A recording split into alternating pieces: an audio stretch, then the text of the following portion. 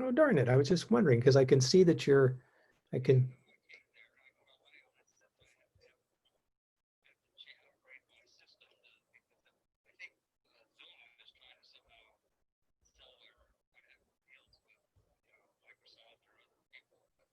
hmm.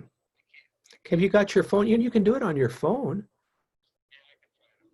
It might, I mean, well, not calling in, but you can actually click on the link on your phone and it'll download Zoom and then you can have a pretty high quality experience with yeah, with the video and stuff all coming across on the phone. Most of the buttons look the same, they're little different places and stuff. Sure. All right. Good luck, my friend. See you soon. Bye-bye.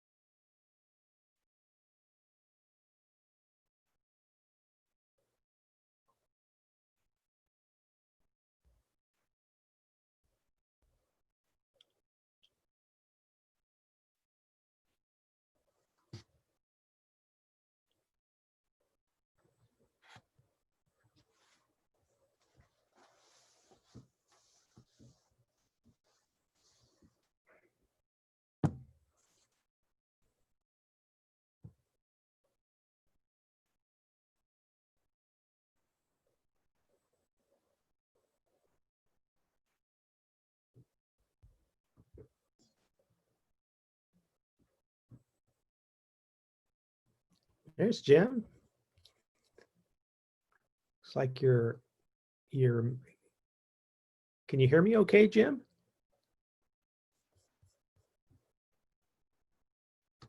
You hear me? I can't hear you, Jim. You've got a, let's see. Yeah, you've got a, looks as though your audio is muted. There, How about now? now you are fine. Good to see you. Good to see you. All righty. Dick Fortner's coming, I see. Look at the big R. Like the, Yeah, we were trying, I talked to him. We did a little dry run earlier in the day and then he just tried it and his computer's giving him fits, but I suggested, that if his phone can work all right too, if he wants to use his phone. So we'll see whether he comes back in on his phone. hi, Peter. Yeah, Peter's connecting. Yeah, he's not quite,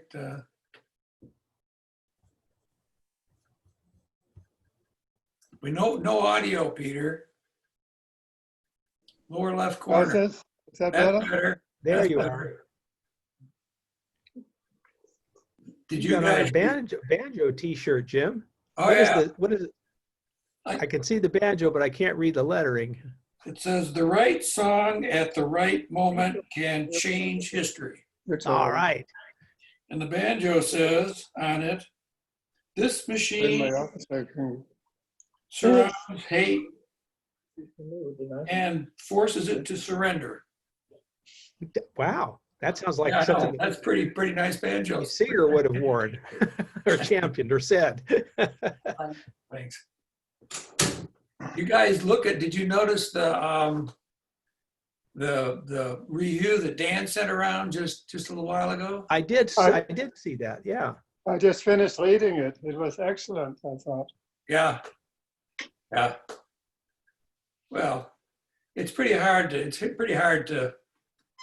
the fact that everything is going well, considering what's going on in the world today. Yeah. Well, there is that. But I still think there's something to be gained from Rosling's views on it. Yeah, it was interesting that I was so impressed with Rosling's book, and then when you read the review, he brings up all these points and it sort of emphasizes the point that Rosling also made, that you should look at the facts and look at all the things that can happen. You can't just take one piece of information and go with that.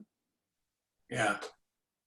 Yeah, well, he's also looking in general at populations that he witnessed that had incorrect attitudes about the way the world was going. And I don't know, I didn't read the book. I didn't get the impression that he was trying to say everything is rosy.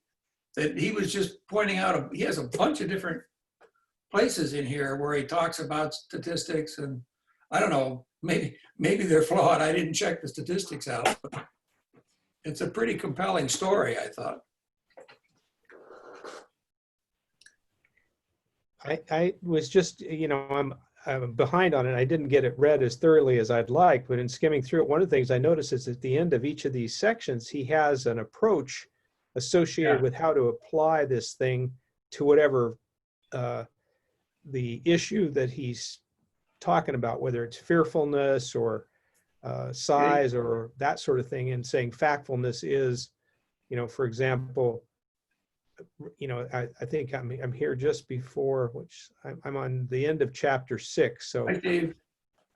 Audio on, Steve? we're all gathering up here, so that's good. Whoops. Oh. Oh, there's Steve. Look, we got two Fortners. the Royal R. Hey, one is enough. Well, Dick was looking for there. a way to get his sound and stuff to connect, and so I'd suggested he try his phone, not on a call-in basis, but just try Zoom on his phone instead of Zoom on his computer. But we'll see how he does. Hi, Lynn. Lynn's coming on. All kinds of folks. Oh, can you hear me? There's Hoyt. You're on. Yeah. Yeah. Can you hear me? Yeah. Yes, we can. Indeed, yes. Yeah. And Lynn's still got a mute strike through his Okay, can you hear me now? Lynn. Now we hear you. Good. Okay. Oh, so you have a bunch of all the microphones on your display, Pat?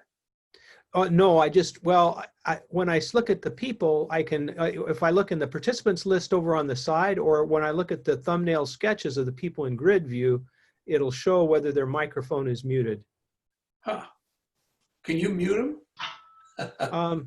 Can you Can control? you can mute all of them. I can mute all the people if I want to, but it's a pain in the neck to mute them and then have to selectively unmute them. So I don't usually do that. But in some meeting contexts, it's a sensible thing to do. Although in others, Yeah. they just say the etiquette, like now as we're going to start doing the Pledge of Allegiance, could everybody mute themselves? Or now we're going to have, you know, if you've got 40 or 60 or 80 people on. We will not be doing the Pledge of Allegiance, by the way, Brian. I was just Oh, kidding. darn. I was using that as an example. It's a knee-jerk response. Not I taking- started to see articles where A kneeling response?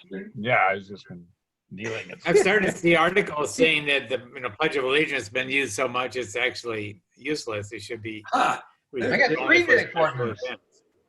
we got Oh three. my gosh! We've actually got a picture.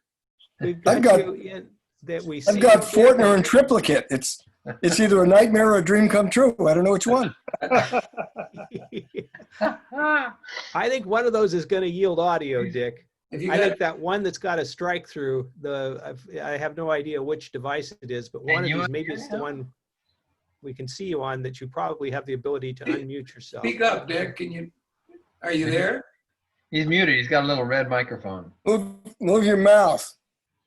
No, you Move your can't hear us cursor. either. Move your clutching device over here. No, he's pointing he's device. muted everywhere. Yeah, it's a little slash. I'm not sure how you.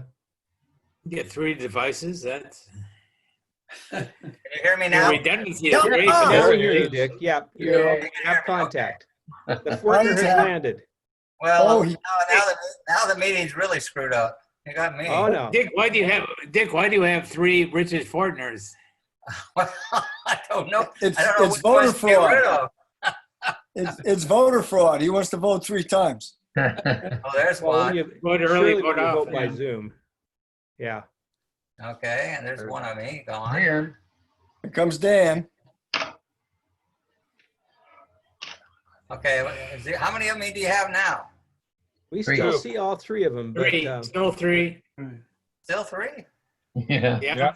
Don't worry about it. It's all right. Don't take out your audio.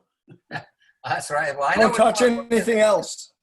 All right. Hands off. it's all good. You're like Fortner in triplicate. Well, that 3 of me, that sort of balances the whole group, right? Oh, There you go. In what respect? Got us outnumbered. All right. Pat, can you mute Dick? What? Pat, can you mute Dick? He's Well, getting out of hand. I don't, I Can you hear me now? Oh, Yes, I hear it. Yes. And I could mute people, but actually I can ask them to mute or I can mute everybody. That's my choices as the meeting host. Whoop, there I goes can one. do a of- mute there goes all one or of Oh, I them. you can got, go now you're through- down to 2. Now you're down to 2. Hey, Can you but still so speak? far we have enough screen real estate, Dick. You're not even, this is not a big. Well, owner I don't screen. want to get rid of the other ones because I may be the only thing I got left. Yeah, I think you're fine. I Maybe wouldn't your change audio a might thing. get- Yeah, don't touch anything else. You're functional. We've been missing you, man. We've been hearing you didn't want to come and Yeah, I've been to all the book clubs. got a bad attitude. not I drinking guess beer. it was beer clubs. That's right. That's beer club. I think he's going downtown and drinking with us. Along with all the other people. Yeah, right. So Let's, No let's- bad. Dan and Wade, Let's I was get asking, started, I you I ran guys. into All this those- out at all Costco, those but this is a positives. different Shadow Cliff. This is their Lush Nectar Hazy IPA. This is not the one that you guys were so high on. This is, or were so fond of. This is just an IPA. The other, you had a double IPA or something Yeah, from them. Shadow Yeah. Wax. How do you like that one, Pat? I'm just going to taste it for the first time. Oh, Well, where's the rest of our beers? Are you Yeah. delivering them? DoorDash coming? It's a, always it's got a the pretty same nice one. hazy so IPA. there's Shadow Niall. Oh no, you got Shadowbox. Hi now. Hello, Niall. John? Oh, So, Niall. gonna get started? Hi, Niall. Is he muted? Are you there, Niall? Niall's He's muted. muted. He's muted. How many me's We'll are get there? Niall to unmute Oh, himself. Bill Nebo. Oh, here Bill comes There you Nebo. go. Hi, Bill. Nebo's Niall? no microphone. Oh no, he's muted. We got 2 mutes. Are you on, Bill? Speak up. Look to your Bill's lower just left. sitting unmuted. Lower left. Yes. Well played, Bill. Let's get started. It's Sure. 10 after almost. Dan sent around a review of this book, which kind of throws a little cold water on things. Kidding. The basic thesis of the book, as you all have read it, people are systematically wrong about world problems. They think things are worse than they really are. They're more frightening, more violent, more hopeless than reality. And that's his basic idea. And then he tries to figure out why. And he comes up with 10 different reasons. And I'd like to talk about a couple of them, and then you guys can have at it. And the first one is, the first reason for people getting things wrong, he calls the gap instinct. And he just claims that people see 2 groups, them and us, and that there's these big gaps between them. And the thing that he claims that these gaps don't exist. There's a continuum there. They may have existed 50 years ago, but they don't so much now. The example that he gave that I was interested in is the way he breaks down the poverty levels, the way he breaks down income. And instead of there being, developed and developing countries, he breaks it into 4 different groups. And it's based on daily income. The lowest one is between $0 and $2 a day. It's hard to imagine people existing at that level. The second one is $2 to $8. The third one is $8 to $32. And the fourth one is more than $32 a day. And the threshold for number 4 at $32 a day is only less than still $12,000 a year. So, in this country, everybody's in group 4, or virtually everybody. It's kind of unsettling because it's clear that there are people in here that are having trouble with income. Not this month. He describes living in each level and with regard to water availability, transportation, cooking, and diet. And I found those descriptions to be pretty interesting and pretty revealing. I thought it was a good job separating things out. And he uses these throughout the book to describe all kinds of other kinds of things, other kinds of problems. Then the next one I thought was interesting is the world population. That he talks about world population in chapter 3. He calls it the name of the chapter is a straight line instinct. And people tend to look at a graph and draw a straight line and draw conclusions from that. And of course, those of us that are since we're all technical people, we know that doesn't work. And he predicts world population to reach 11 to 12 billion by 2100. Now that's questioned by the guy that wrote the review that Dan put out.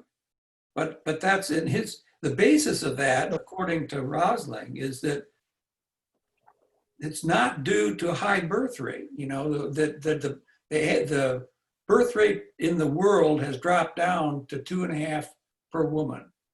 And that at that rate, the world population will continue to grow because there's this bulge in the population at the lower levels, at the 30 years old and less. That's a consequence of there having been a higher fertility rate before that. But when and it's that population that'll grow and fill out the whole population demographic to about 11 to 12 billion by 2100. Now, he doesn't talk about how you're going to feed all those people and how, you know, what the impacts of all those people are going to be. But he seems to think that that's something that's just going to happen. And we're pretty much at this point, we're stuck with that, you know, reducing the fertility rate according to him isn't going to help us at this point. And he made a comment regarding the good old days. He said, before 1800, people did not live in harmony with nature. They died in harmony with nature. He's talking about the fact that there was such a high death rate for people. Okay, so what do you guys think? So can I talk first? Yeah, sure. Since I just barely got here. I liked a lot of what was in the book. I thought his comments about the general people believing different things. I mean, the reality is that technology has improved. It's improved in a very dramatic way. And so things like electricity and various other things are becoming more generally available to people. And so while we think of the really poor people in Africa, you know, the overall quality of their life has improved. And so I believe they are doing better. I believe there are some animals that aren't going to be extinct that we thought were going to be extinct. But on the other hand, there are other things that are happening. You know, the temperature is going to happen. The amount of surface area we have is going to get smaller. And so while we can look at individual things and the general population's belief as to whether things are as bad as they really are and they're not that bad, the real fundamental question is, can we, as a globe, as a people on this planet, develop a group of people that will let's realistically look at the problems? But there are problems. There are real problems. They're not going to go away. The surface, the size of the planet is going to get smaller. We can get more efficient in growing things. We can have 6, 7, 8 layers of food growing and have them at many different. But what this book doesn't get to is, okay, these things are getting better. These things are getting worse. Now let's look at totality of the problem. Can we just evolve like we are and say, oh, the world's getting better and we'll really be happy when the world's getting better? Can we get to the place where we will have a planet that is not going to be in dire straits? And I don't think, you know, just general population questions of asking what people think and say, oh, it's not as bad as you think. Yeah, it isn't as bad as some people think. But in a lot of ways, it's a lot worse than a lot of people think. And the issue really is, how do we come with a realistic picture of what the problems are, what they're going to be, and develop a plan going forward? It's like when we had the book at my house where we talked about global warming and everything. There was this drawdown book. What are the things that we can do to make things get better? The reality is we're not doing them. You know, our country, we're in denial that there's going to be global warming. So I think what he says is true. It's not as bad as people, the dour people can believe, you know, but on the other hand, it's not as good as he would like us to believe. things are getting bad. And the realistic question is, how do we get a real picture view of what's going to happen? And how do we approach that problem and attack the problem as it realistically should be attacked? That was my perspective. Yeah. Okay. I agree. He doesn't, I didn't see the book as trying to say that everything is rosy in the world. I think I saw it as him saying there's a lot of statistics out there that show that certain problems aren't as bad as people tend to think they are. And people tend to get a negative attitude because of historical reasons or for whatever. And So I thought, listening to what some people believe and then looking at the reality of it, and say, oh, these aren't as bad as they are. Well, there's some things that aren't as bad as we think they are, but that doesn't mean the totality of the problem is going to go away. Yeah, certainly not true of everything.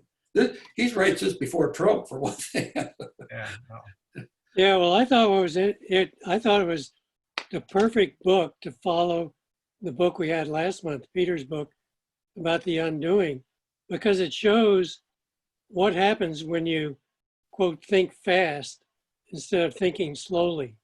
And I think that was the big message of his book, is that you should rely on facts, not what you think is true. Most people are still thinking the world is like it was in the 60s. He points that out over and over again. And then he has a really clever idea, I think, to show that, what you think you can do is not necessarily what you can do with the sword swallowing episode. And he brings that up, again, throughout the chapters of the book. But I agree with Dick. The big problem with the book is it's all rosy. He doesn't discuss any of the real problems. And if you look at, 9.5 or some of the projections I've seen, 11 billion people, there's no way we're going to have the resources. Maybe you could feed them, but how about all the other stuff to bring their standard of living up to the West? It's just so unrealistic. So I'm not sure that his book does a real service, because he makes things look, I think he has a deliberate attempt to try to make things look better than they really are. I mean, he essentially is saying, well, we don't have to worry about world population. He doesn't mention climate change other than, and as that review pointed out, that the only thing that's gone down is the ozone. And that's because there was a massive effort by the world. Countries agreed to get rid of CFCs. And so, we need something like that to get rid of the carbon dioxide problem. And, he just kind of glosses over it. He has a graph on there showing it's gone down. Yeah. I think he does make some comments that, there are big problems, but the first place you have to start is trying to get an accurate picture of what's going on without inheriting either overtly positive or overtly negative interpretations of what's going on. So I think he sort of tries to cover himself, but it's pretty weak given the overall thrust of the book. That it's a selection problem, like the reviewer pointed out. He has selected a lot of things that are positive, and right. He's not really pointing out what happens if all these people go from level 1 to level 2 to level 3 to level 4, and the consumption of plastics and materials and all that, becomes a bigger and bigger problem. If they go from level 1 to level 2 to level 3 the way the US has, it's a huge problem. So the question is there a better way of doing it that's maybe less resources intensive? You have to get rid of plastics for one thing. You can't have plastics that don't recycle. That'll be a disaster. In the next several decades, it already has become that. It is a disaster. Yeah. Well, And speaking of plastics, did you see the article in the newspaper today about how plastics are being used? Plastic soda bottles are being used for making blacktop on roads. Right. And it takes 150,000 of those to go 1 mile. So that's one way to recycle those things. And how about the energy? Is the energy lasts longer that way too? I've read that to recycle plastic takes huge amounts of energy. But I Well, don't. not if you grind it up and put it in Yeah. with the asphalt. That's probably an efficient way of actually trying to do it. Whereas actually degrading the plastic to make new plastic is probably very resource intensive, but grinding it up and putting it into the roads. It's probably not as good as making the material out of something that can actually be Well, recycled. yeah, but you've got the problem of all the existing bottles to get rid of. There's so much crap out there now. The problem I have is this look like broad drawdown that we had when we went to this stuff, where they talk about different things we can do, like the plastics that you're talking about in the concrete. There's all kinds of things you can do in formation of concrete. The issue of planting things at various levels of, and the reality is, if what's going on in the world with these things is very minuscule, it's very isolated, it's sort of very incidental activities are going on, and there's nobody really presenting a good picture of what global climate issues are really going to be over the next 50 years. And that everybody believes. I believe most people just either think it's dour as hell and don't want to talk about what to do, or it's not as bad as we think. And so there's no real plan that people are putting forward. And that's because you can't get the countries to agree. I think Well, we that's need something to step like back. people that are going to have to move inland because of I don't know what the number is, but it's a huge people that have to move inland. It's a Losing existential threat. cropland. We were at Half Moon Bay, so trying to say goodbye. We love you, Half Moon Bay. Well, too bad you won't be here in 10 years, or whatever the number is. I think that the review that Dan sent around this conversation here points out one of the things this book doesn't do. What I think it does do is a very interesting tack on how to that's actually what Dan mentioned earlier, kind of a reminder of the ways that we tend to think about things and how we can embrace a more factful based approach to stuff. And he does it at the tail end of each one of these chapters. He presents what factfulness would mean in this category or that category. And I think that's very helpful. Now, it makes for a different cut through the set of problems. And while he uses these examples where things all appear to be doing much, to be in much better shape than most people think they are, such that we score lower than chimpanzees on most of the scoring and so forth. But I think that's a very useful way to remind ourselves. And it's kind of, for me, helpful in that I remember when some of us went through Kahneman a few years ago, and it's like, how do you keep yourself from getting caught in this way of jumping to these conclusions and latching in and then being stuck? And I think he has some helpful suggestions in that, and I quite like that about it. But I would certainly grant that he doesn't address all the things where there are these big problems and He ignores the negative things completely. are not extant. Mm-hmm. But he probably did it on purpose because he's trying to point out that you need to think and use facts. It's a little unfortunate that the things he chose to emphasize were things that most people think are much worse off than they are. But it did make his point. And I think, after reading last month's book, it really fit in well with it, I thought. So brilliant choice, Jim. I like the book. I think Dan, you're right. It was a good fit with the last month's book, and also a good fit with, as Dick said, the David Wallace Wells global warming book, because if you remember, Wells was in his final conclusion quite optimistic, because summing up, he said, well, global warming is only a political problem. It's only sociology. We have all the technology we need.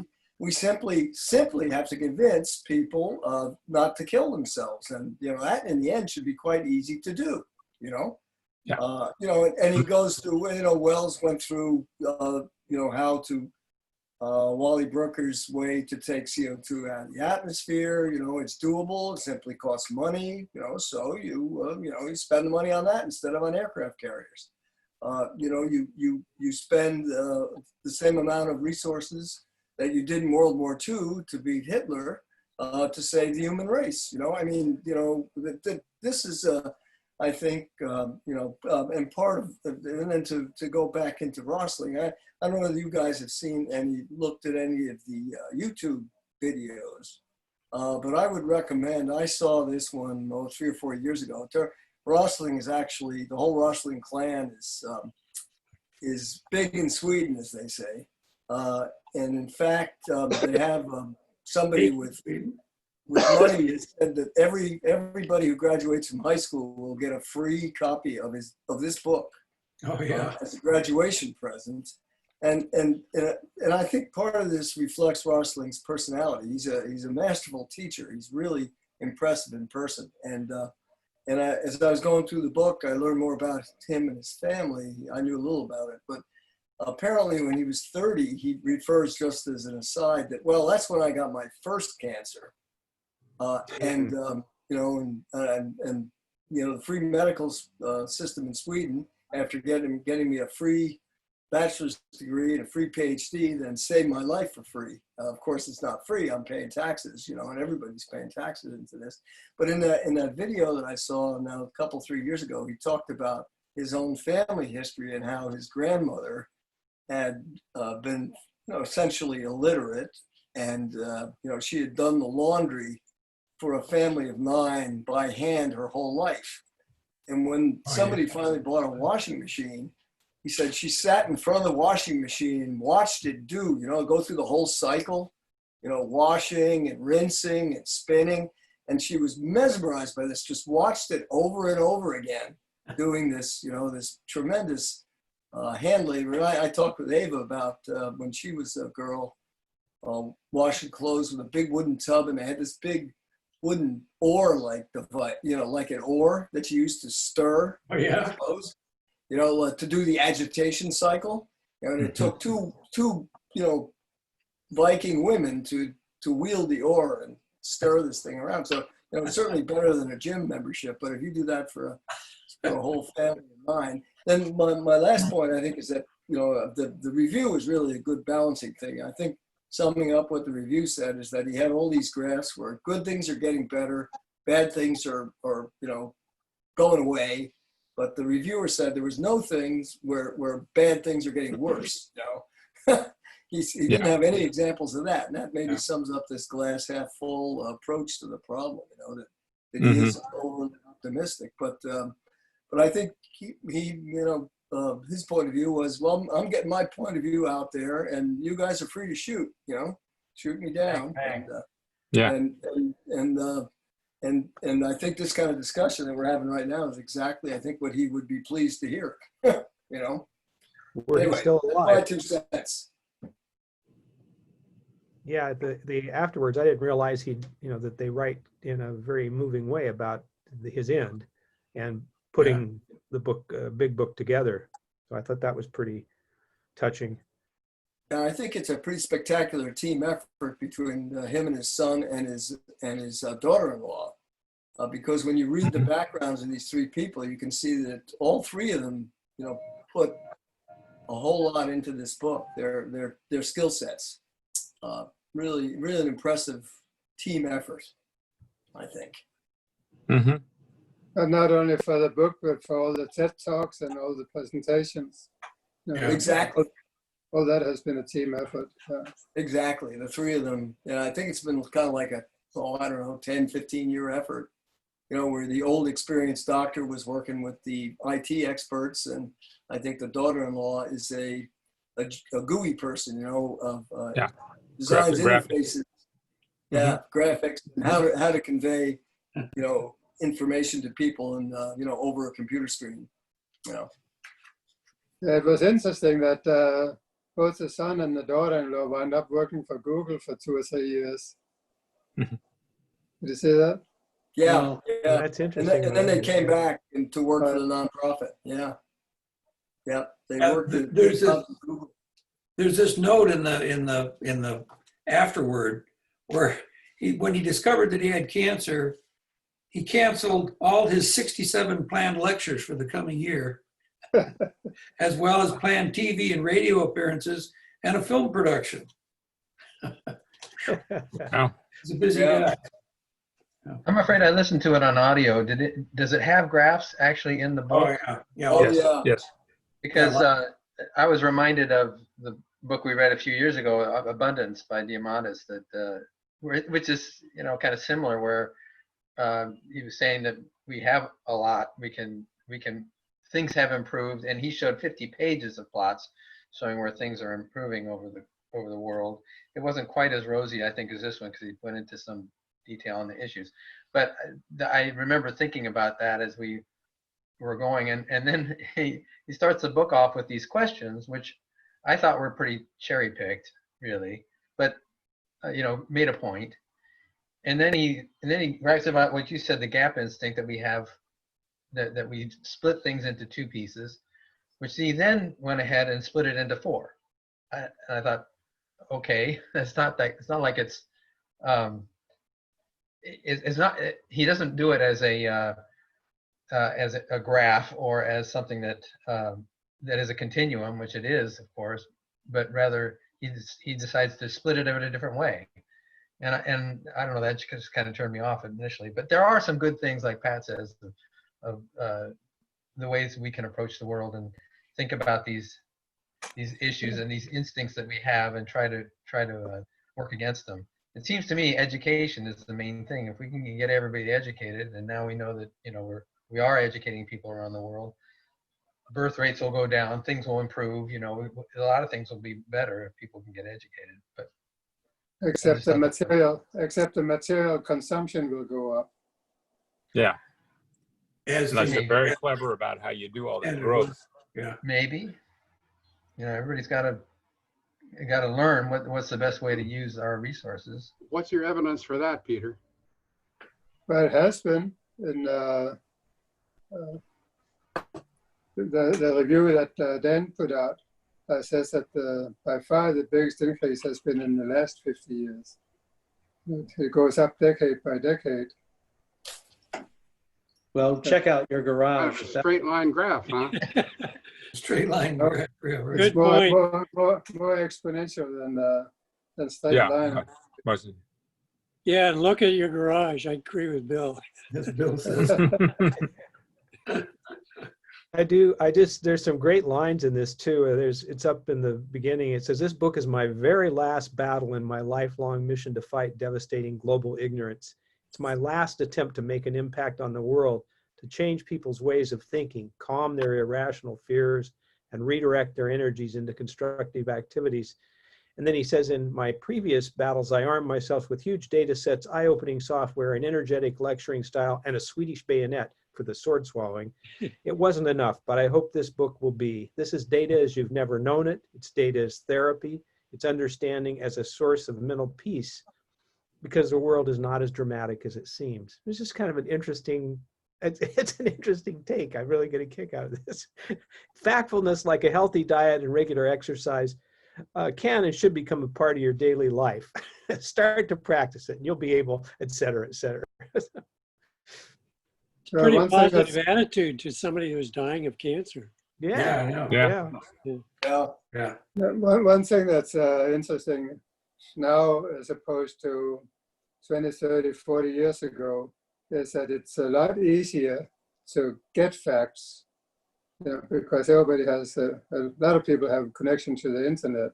Yeah. And the big worldwide organizations presumably have facts, like the United Nations and all that. So it should be a lot easier to get to the facts if you have a question. To me, the best part about this book was just bringing that to my attention, and then but then it was reinforced by Dan's contribution, which was, everything is not quite as rosy. And I said, well, I shouldn't have believed, everything Yeah, right. that I just read. You know? Right. Right. So, Well, that one good makes it a example difference. is, a couple of years ago, you hear more and more violence throughout the world in all these fights.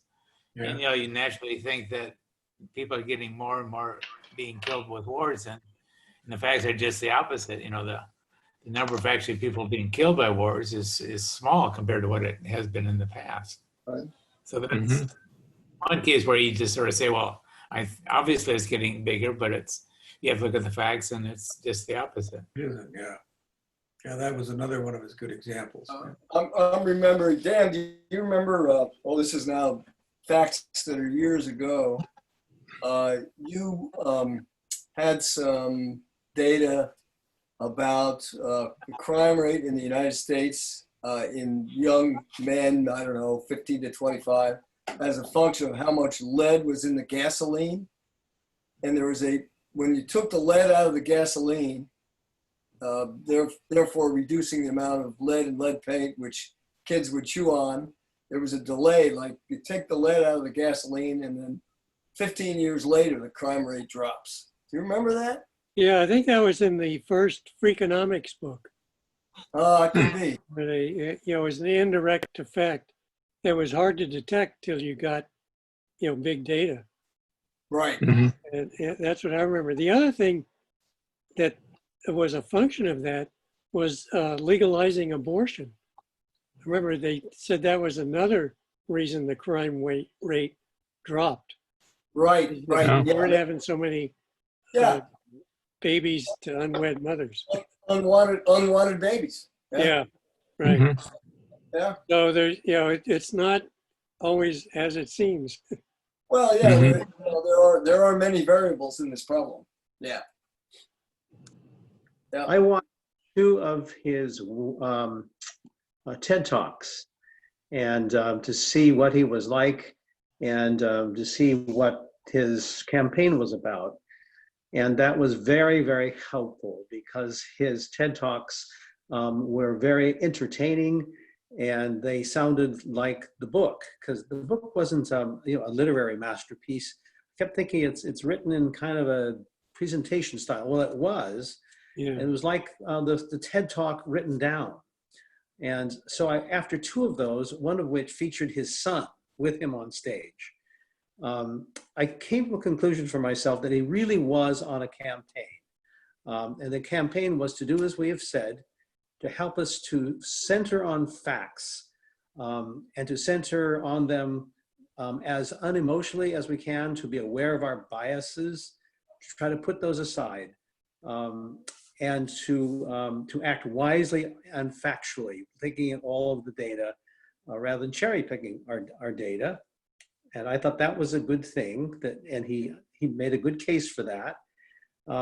He also made the case for trying not to act hysterically, which many of us do. And he was saying in the TED Talk about climate change especially, he did address that. He said that, yes, we have a big problem, and the problem CO2, but what he said was it's really the people in the developed world that need to do something. He said you're looking from the top of the tower down on those below, saying, my gosh, if they get online, look at the CO2. But when you really do the facts, he says, it looks like the CO2 big producers that can do something are you in the developed world. And he says, you have all the tools to do it. And his positiveness about those tools, I think, is an attempt to make sure we're not Luddites in using all this stuff. Of saying, let's go back to the good old days when we're in harmony with nature. I think that's why he made that statement. We weren't in harmony with nature, we were dying like flies. So he said, so you need to widely use what you've got and make attention to your successes so that it can inspire you to go on. In one of the TED Talks, he showed a family in Africa that he dealt with, how one thing changed their lives and got them from the very first category into the second, and that was a bicycle. And they showed this fellow trying to save for the bicycle with his 4 kids and his wife, and they had to walk 4 hours to get to the field of work. His wife had to work 4 hours to draw water. And when he finally got enough for this bicycle and buys it and comes home and everybody's happy, it shows him riding and how much that one thing changed his life.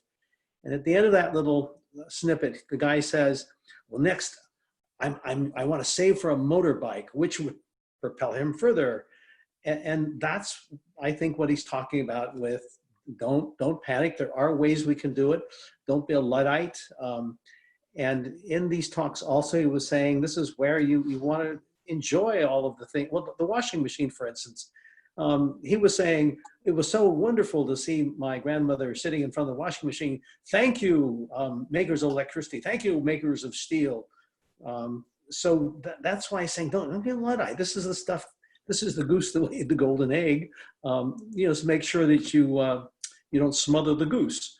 So I think in this one book, this is just a part of his crusade that he had during his life. And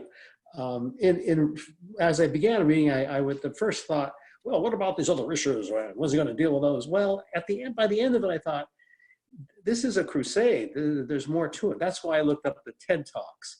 And sure enough, that's why he talks so much in his lifetime everywhere, trying to get people to be positive and not hysterical in moving forward on those issues. Among them was global climate change, saying we've got to do something about CO2.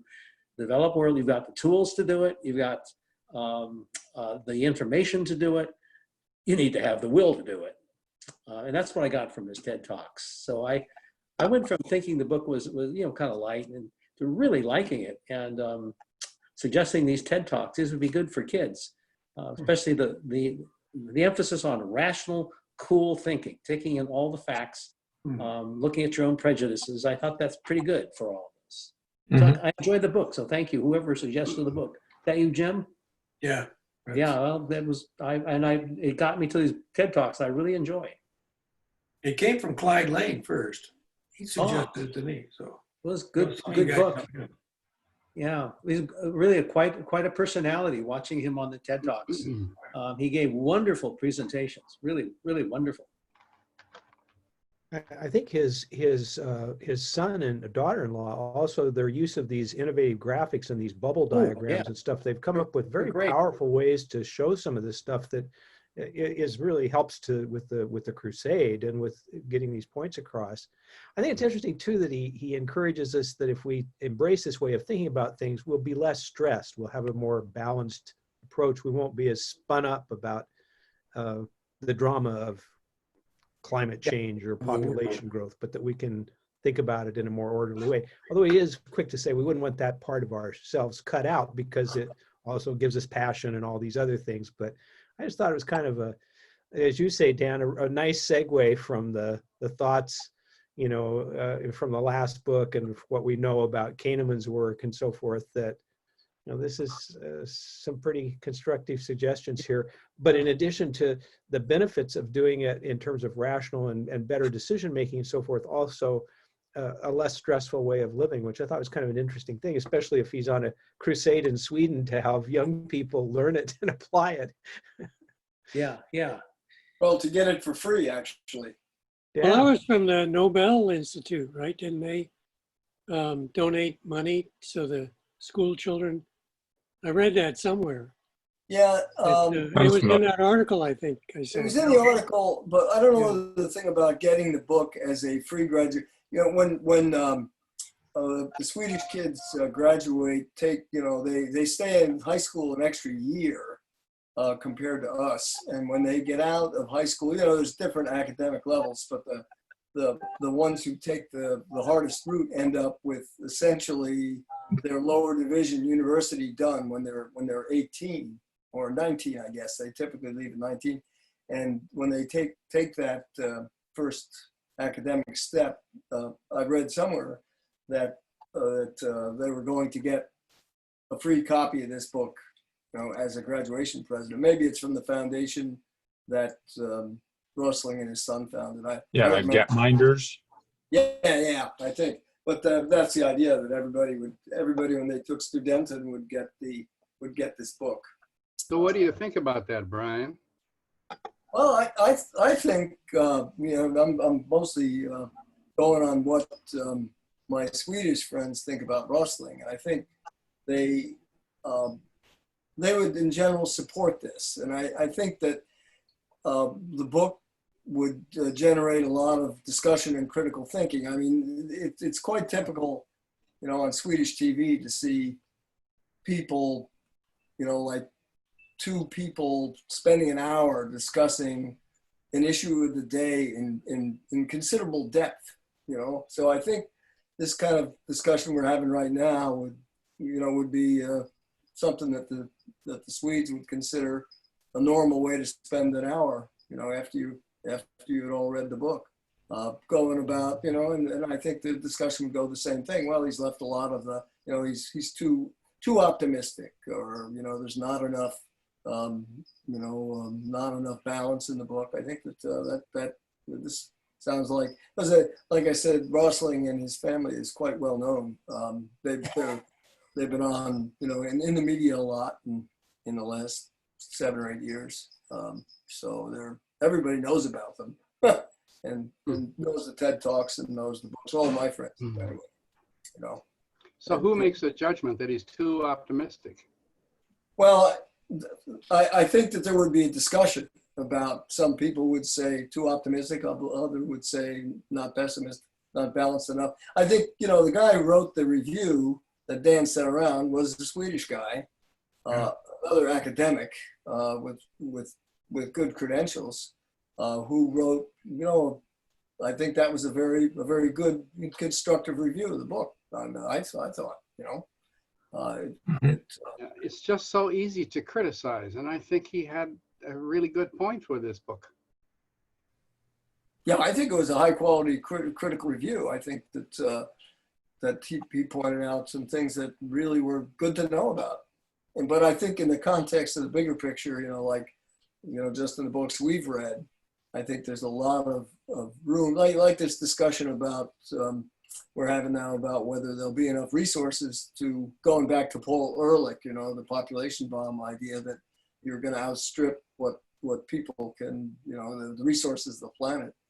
But on the other side, there's this movement to produce a sustainable economy, which doesn't rely on growth, with the idea that we've been able to grow, you know, our economic stature essentially through the Industrial Revolution, mining out the energy and the hydrocarbons that were, you know, put down in the Cretaceous. So we take the carbon out of that, you know, out of the Cretaceous peat bogs and turn that into horsepower, which we then use to make steel and plastic and all the things that make us a level 4 society. But I think it's, you know, possible to do things like as one example, I was reading something from the alumni magazine from my old college, where some new guys just recently graduated had tackled the problem of styrofoam packaging. You know, when you get a computer or a TV, it's inside the styrofoam mold, right, that goes inside the cardboard box so that when the computer gets jostled around by the UPS guy, it doesn't get broken. Well, what they did was they take the shape that you want for this to pack the computer and packed it with waste organic material. I think they used something like rice hulls or waste agricultural material, and then grew a fungus in that medium, which then holds it together in the shape that you want. So they made this completely biodegradable replacement for styrofoam. You know, so once you get your computer, instead of getting the styrofoam and then putting it, you know, in the landfill a little more, and eventually gets into the middle of the Pacific Ocean because stuff never breaks down, you take this sawdust with mushroom mycelia in it and put it in the landfill, and it lasts. In your garden. Yeah, or put it in your garden for compost. Exactly. You know. So does the computer have more bugs in it? Yeah.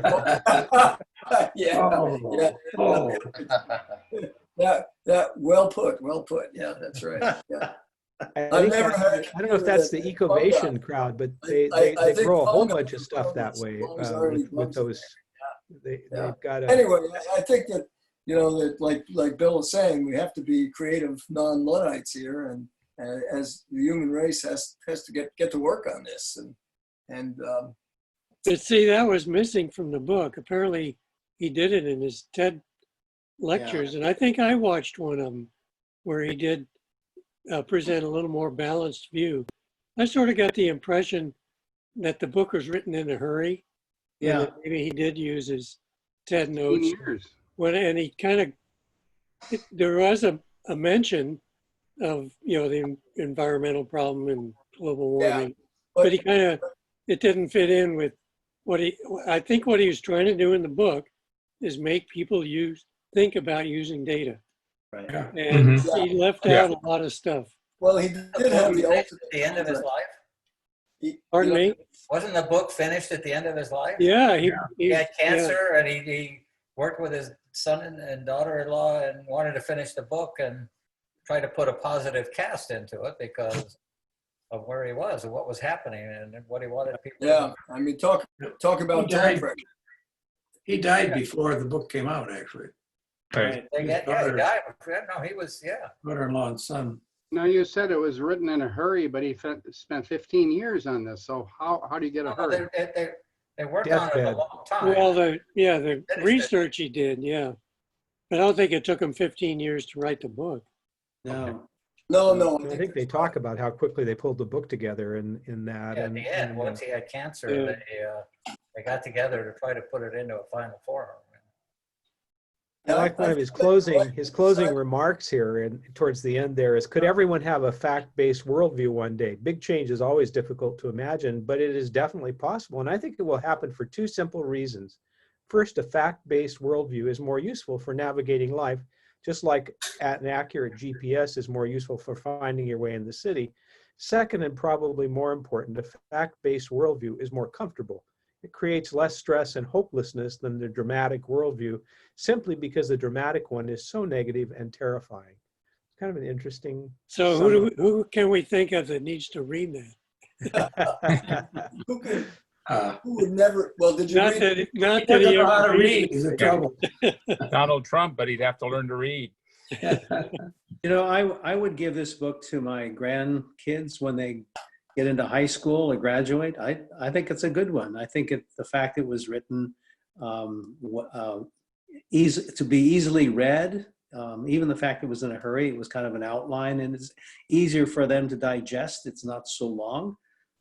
I was kind of shocked when it was over, actually. I kept thinking, oh, I'm going to have to keep going on this book. But I, at the end, thought it would be a good way to get them to consider slowing down, thinking rationally, putting your emotions aside. It makes all those points about everything. So I think it's a book I'd give to my grandkids. Huh. Like the Swedes do. I can see why the Swedes do that. What else I'll can I get? give it to my kids. Did you guys, on the back cover leaf, there is a one-sentence review from Barack Hussein Obama. And that reads, quote, "A hopeful book about the potential for human progress when we work off of facts rather than our inherent biases." Do you Not have bad. somebody in mind? And then under that is a two-sentence review from Melinda Gates, which is, I don't know, maybe I'll read that too. Hans Rosling tells the story of the secret, silent miracle of human progress as only he can, period. But factfulness does much more than that. Oh, 3 sentences, period. It also explains why progress is so often secret and silent and teaches readers how to see it clearly. Interesting. Yeah. So, Well, the perfect duo of books would be Factfulness and The Art of the Deal. bookends. I made it to 40 pages of The Art of the Deal once. How bad was it? Oh, It's dear. The next book. It was exactly what you would expect. It foretold the future perfectly. It really, I could only stand about 40 pages of it. A friend of mine that was reading it, and he had finished it, right? Oh no, he finished half of it, right? He was forcing himself through it. So he said, well, I've already done the first half. So he rips it in half. Gives me the first half. He said, I guarantee you won't make it through the whole first half. and he was right. Yeah, I got enough by getting through the first, I don't know, 40 or 50 pages, which was pretty large print. Yeah, and then I threw it away. Yeah. I have a related question. Has anybody read the Mary Trump's book? Our neighbor just gave it to us, and but I haven't looked at it yet. Yeah, I've I've started not, reading not it. read it. Kathy got it on our Kindle. We share a Kindle account, but I haven't read it yet.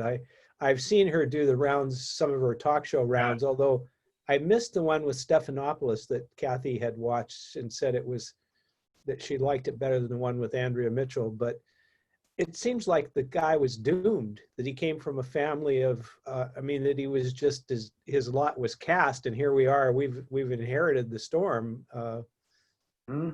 Yeah. Yeah, I've started reading the book, and I watched 2 interviews with her, and I've only read maybe 20 pages, but the interviews are much more interesting than the book so Are you far. talking about the next book? Are you talking about the next book? I don't think this so. is I the don't think we're Mary, doing that book. the Mary Trump book. Oh, I finished. I read that whole thing. Yeah, it's Yeah. it's Did you an think it was a good book? I thought it was an interesting story of a perspective from her, but I don't think it had a whole, the whole discussion of his cheating on taxes and all that stuff. She doesn't cover that. She just mentions it. I thought it was an interesting book to read. I didn't really, it was good. I mean, it was an interesting book. It didn't Yeah, I'm tell me having a anything I hard was time. surprised about. I mean, the fact that the father Trump was such a Yeah. dork and so wed to him, but yeah, it was interesting. It was easy as a audio book. So what's the next book? Oh, it's The Body? All right. The Body. Wow. Right. it's an Who's incredible body? book. Hey, well, let's all do the next Body. Who's By body? Bill Bryson. Body Okay. Oh, Bill Bryson. Yeah. Oh, And what's it about? Says the body. It's about our bodies. oh. You're going to be so impressed with what your body can do. I mean, we're Not getting my old, body. I don't know what body you're and we talking about. complain about things going wrong, but it's just probably the most incredible machine, and it does so much more than we're aware of. I was just blown away by the book because I'm very body centric. I believe in exercising, keep my weight down, try to eat a good diet and all that. But I had nowhere near the detail of information about what's going on inside. And the book he's a very good writer. I don't know if anybody's read any of his other books. I've read 3 or 4 of them now. But it's just a fascinating book to read, and you'll be blown away by what your body can do. I mean, it's an incredible thing to be living in. Yeah, I started. Just Good. just talking about COVID and looking at the defenses that the body generates, it truly is amazing that what the body has figured out how to do. The attacks in the war going on between viruses and. Yeah, your immune system is unbelievable. It's so much more complex than we realize. Yeah, and it's only partially understood. Did you guys see the account of? I probably read it in the New York Times, but it's a new paper from David Ho's group. David Ho is a guy who is a immune system antiviral drug specialist who has a group. Didn't he do a lot of stuff with AIDS treatment? He was the key guy who cracked AIDS and produced the antivirals that have basically controlled AIDS. Anyway, this is a new paper from his group in the last 2 weeks where he's at Columbia now. I think he was in Boston. Now he's at Columbia. And they followed 5 patients who were severely ill with COVID. And as these people got sicker and sicker and were longer and longer sick but didn't die, their bodies produced more and more antibodies. So from these 5 patients, they recovered something like 200 new antibodies that these 5 patients had produced to try to fight the virus. And then they isolated them and I think they've been able to, well, they were able to test them individually against the virus. And they identified, I'm making this number up, you know, of order 15 or 20, which had really strong antiviral, anti-COVID SARS-2 virus activity, and then got this out into nature, you know, online a couple of weeks ago, so that people around the world can start synthesizing these monoclonal antibodies and then testing them in human trials to see if they can. He's hopeful that some of these monoclonals are so effective that you can maybe even use them in a prophylactic sense. You know, use them before you get sick. So you know, kind of the way that they treat AIDS. You know, the way you treat AIDS is you just keep one step ahead of the virus, which mutates so fast that you can't develop a vaccine strategy against the AIDS virus. So I have a question. You have those books, mechanics, chemistry, statistics, and all of them that run across. They've been there, the same place for the last 6 months. You ever take them and move them out? You ever read one? Oh yeah, I do use them. Are you sure? I'm changing the order. So I got okay. just because on the spirit of didn't know cleaning we were- up we my didn't know office, we were I head-wise. have That was changed there my to see if monitor. you guys would notice what was on my bookshelf. Those books actually I bought when my son was an undergraduate, and he used them all through school. And then when he was done with them, he said, "Gee, I've got everything on these books memorized." I said, "Well, I've forgotten everything that's in those books." So I do occasionally pull them off the shelf. They've got. I'm going to take a picture, and next month I want to see if any of them have moved. Yeah, but they're great books. They've got hundreds of sample problems, and sometimes I'll take one off just to, you know, just I for. remember Sham's outlines when I was a kid, going through the Sham's outline and do my test. Oh yeah, I use those too. Yeah. That was before the dummies books, right? Yeah, they were the first dummies books. The Shams outlines were the first dummies books. Yeah. I'm trying to learn Especially if backgammon. you haven't been going to with the class dummies before book. the midterms. You trying to learn what with the dummies book? A backgammon dummies book. Backgammon. Yeah, I decided I wanted to learn backgammon. Don't you have to play with somebody? Is that you don't play that by yourself, do you? Oh no, there's computer. You can get Oh, I a see, computer yeah. app to play you. You need Hey, Dan, another- so is that the August 31st is a Monday. So is it the 7th that you want to do the book? You want to do it on the next Oh, yeah, whatever the first Unix? Monday in September is. It's 7th. Links, Unix for dummies. Yep, Unix for dummies. Yep. Yeah, so it'd be September 7th, yeah. Okay. That's Labor Day, but Oh, we can Do we lay care? it over the book. I might be going someplace, who knows? Yeah. Kind of unlikely, though. Well, if we're lucky enough, Bathroom, right? Edward Teller, wow. Actually, I have If that anybody same wants to play backgammon on the computer, the best place I have found is 247.org. And it's an excellent backgammon game. But that, you play somebody else or you play the You computer? play the computer. Yeah. Because I tried online chess and the guys that are on there are sharks. And they don't like for you to wait to make a move.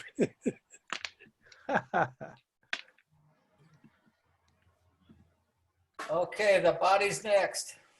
All righty. the Body's body neck, it is. That's great. Bye. Thanks. I'll Good. be good surprised if discussion. you don't Thanks for the enjoy book, Jim. This has been a good was a good thought-provoking choice, book, yeah. even for those of us who read it late in the day.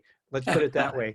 Yeah, that's an impressive way to finish off for a guy with pancreatic cancer, I'll tell you. Wow. Yeah. Yeah. He's so optimistic. You know, that's the other thing that comes through, and his saying this is a calmer, a less stressed way to live if you look at life this way. It's kind of an interesting take. Yeah, he would have been a fun person to meet, I would think. Yeah, Yeah. I go along with Bill. The TED Talks really capture him, I think, Yeah. quite well. His They're great. personality. He's even better in Swedish. Yeah. All right, Yeah. you guys. Is there anything else we need to cover? We got the next book mapped out. Sounds good. Like it's all set. Okay. All righty. Yeah, thank you, Jim. Thanks, Thank you. Jim. Thank Yeah. All you. right. Good night, Tim, all. good Thanks, book. Pat, for Thank the you. link.